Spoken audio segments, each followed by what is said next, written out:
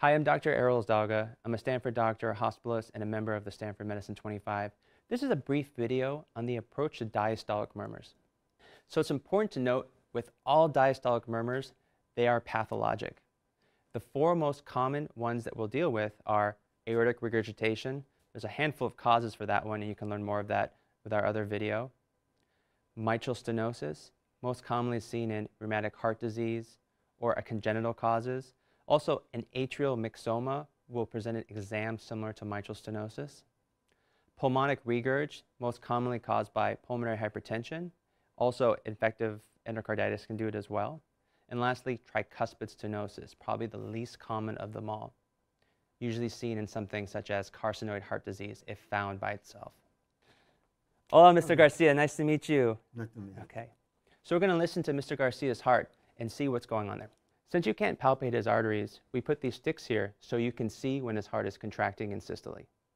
So as I place my stethoscope at the left lower sternal border, around intercostal space 3 or 4, and I see the stick move, I hear a murmur when the stick after the stick is moved. So as I put my stethoscope at the left lower sternal border, around intercostal space 3 and 4, I hear a murmur that occurs after the stick moves, or after systole. It's occurring during diastole. So Mr. Garcia has a diastolic murmur, and it's coming from one of his 4 valves. So if Mr. Garcia has aortic regurgitation, we expect to hear the murmur loudest at the left lower sternal border, and potentially louder when he leans forward in end expiration that brings the heart closer to the chest wall. However, if he has pulmonic regurgitation, it's less common, but we want to make sure he doesn't have that. The murmur is actually heard at the left upper sternal border, around intercostal space 2 or 3. It can be difficult to differentiate between those 2 murmurs by auscultation alone. That's why it's important to look for peripheral signs of aortic regurgitation, such as bounding carotid pulses, or Corrigan's pulse, or bounding pulses in the arms called Waterhammer's pulse.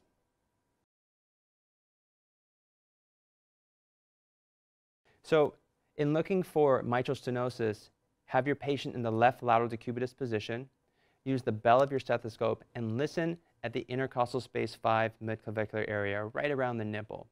That's where you'll hear it loudest. His murmur is less loud in this area, making that less likely.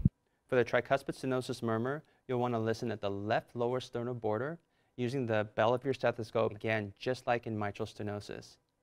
In this situation, it can be difficult to appreciate an isolated tricuspid stenosis because it rarely occurs. Tricuspid stenosis is associated in isolation with carcinoid heart disease. If you hear tricuspid stenosis, you'll often hear a fixed split S1 because of delayed closure of the tricuspid valve, and you can make the tricuspid stenosis murmur louder during inspiration, bringing blood flow, more blood into the right side of the heart. So Mr. Garcia has a murmur that's loudest at the left lower sternal border.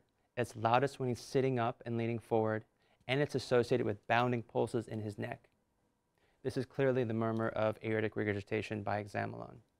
One last thing, look out for continuous murmurs that can be caused by rare things such as a patent ductus arteriosus or arteriovenous fistulas nearby.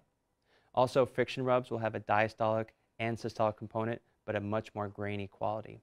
That's it. Thanks so much for watching. Visit the Stanford Medicine 25 website for more information. The preceding program is copyrighted by the Board of Trustees of the Leland Stanford Junior University.